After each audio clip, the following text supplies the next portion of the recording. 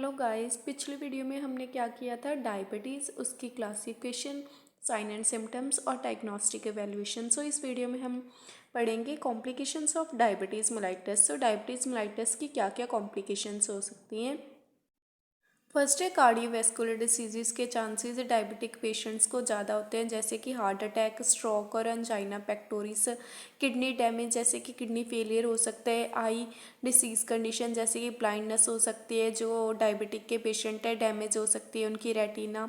Foot damage, diabetic foot, ये major complications है diabetes mellitus की।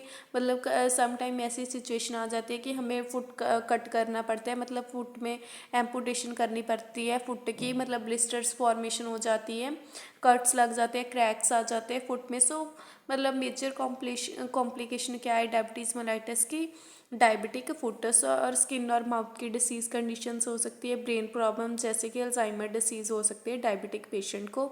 ये सारी कॉम्प्लिकेशंस है डायबिटीज़ मेलाइटस की।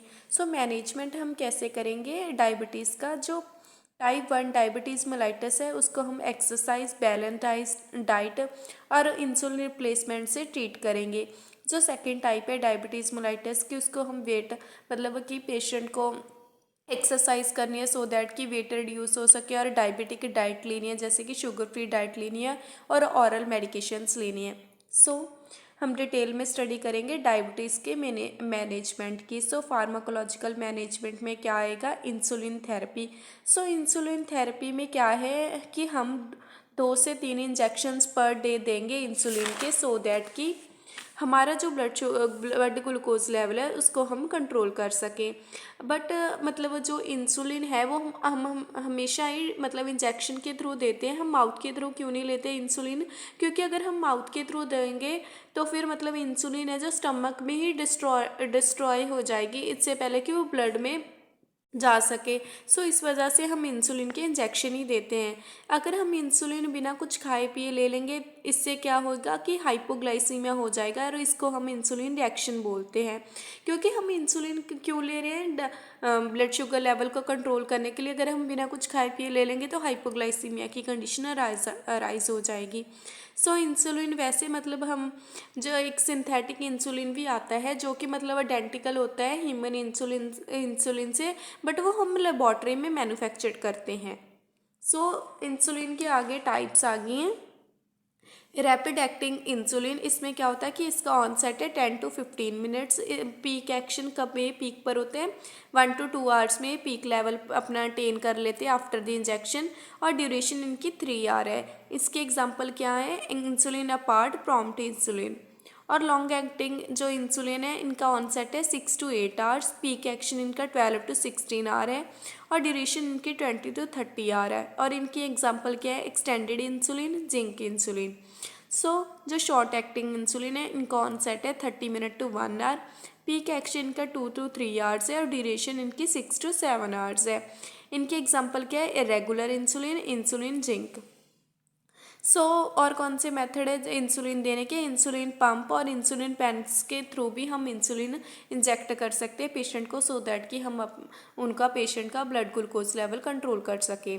ऑरल एंटी डायबिटिक एजेंट, यानी कि ऑरल मेडिकेशंस कौन सी है? सल्फोनाइल यूरिया ड्रग्स हम देते हैं। ये ड्रग्स क्या करती हैं? ये पैनक्रिया को स्टिमुलेट करती हैं, सो दैट कि पैनक्रिया ज़्यादा इंसुलिन प्रोड्यूस करे। इनकी एग्जांपल क्या है? ग्लाइबुराइड। जो दूसरी एंटी डायबिटिक ड्रग्स है वो है मैग्लिनिटाइड्स। ये बहुत जल्दी मतलब एक्शन, क्विक एक्शन करती है, बट इनका रिजल्ट फेड भी रैपिडली हो जाता है। बाइगोनाइड्स थर्ड एग्जाम है एंटी डायबिटिक ड्रग्स। इनके एग्जांपल है मेटफॉर्मिन, बट इसके कुछ साइड इफ़ेक्ट्स हैं, जैसे कि नोजिया, वॉमिटिंग, अब्डोमिनल पेन हो गया। फोर्थ है अल्फा ग्लाइकोसाइडेज इनहिबिटर। ये जो ड्रग्स है मतलब जो हमारे डिजेस्टिव एंजाइम, आपको पता है कि डिजेस्टिव सिस्टम में सम एंजाइम्स वर्क करते हैं। ये उन एंजाइम्स का वर्क ब्लॉक कर देती है, जिससे क्या होता है कि जो ब्लड शुगर है वो स्लोली ऑब्जॉर्व होती है हमारे ब्लड में, जिससे क्या होता है कि मतलब चांसेस कम हो जाते हैं कि हाँ एकदम से ही शुगर का लेवल इंक्रीज़ नहीं होता है हमारे ब्लड में। सो ड्रग कॉम्बिनेशंस में क्या है, ग्लाइकोवेंस, ये किस मतलब किन ड्रग से कंबाइन कर बनी है, ग्लाइबुराइड और मेटफॉर्मिन।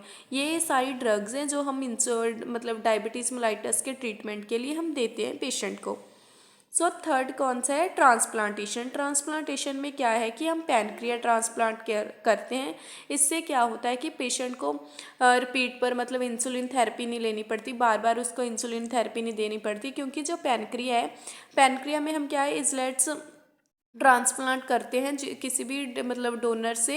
उससे क्या इजलेट्स को हम प्योरीफाई करते हैं, प्रोसेस करते हैं और ट्रांसफ़र कर देते हैं दूसरे मतलब डायबिटिक पेशेंट से। इससे क्या होता है कि हमें इंसुलिन थेरेपी बार बार नहीं देनी पड़ती और जो बीटा सेल्स हैं वो इंसुलिन प्रोड्यूस करते हैं, और जिससे क्या होता है कि ब्लड शुगर लेवल कंट्रोल रहता है।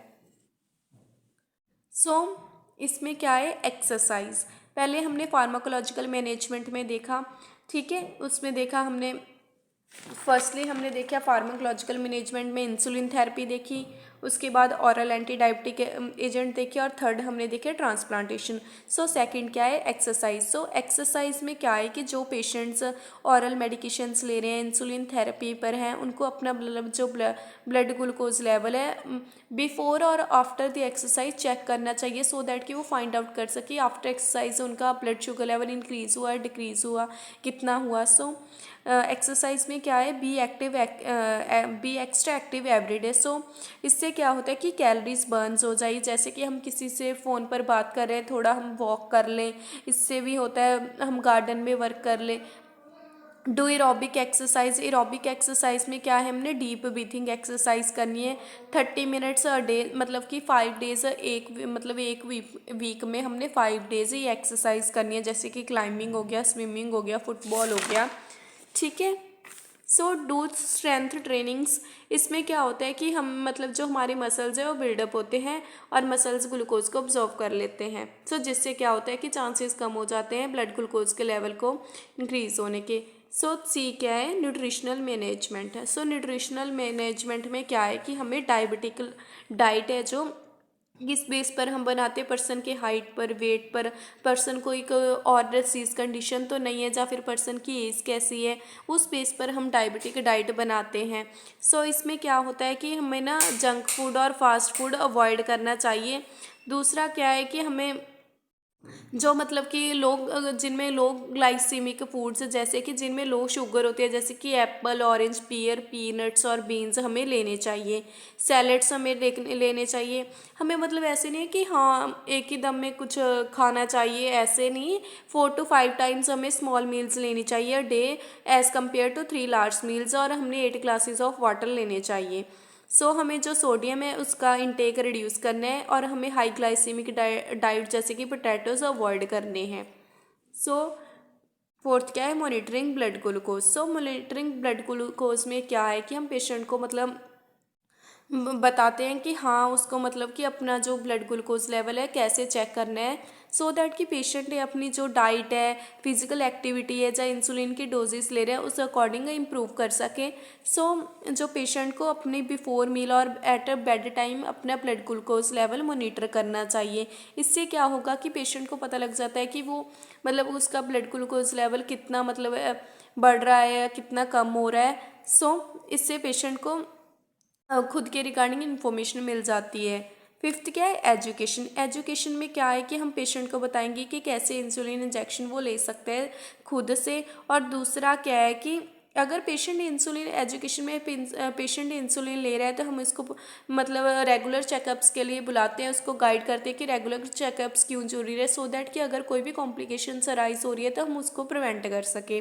उसकी लाइफस्टाइल मॉडिफिकेशन, जैसे कि पेशेंट को अच्छी डाइट लेनी चाहिए, लो शुगर डाइट लेनी चाहिए, फिजिकल एक्टिविटी करनी चाहिए।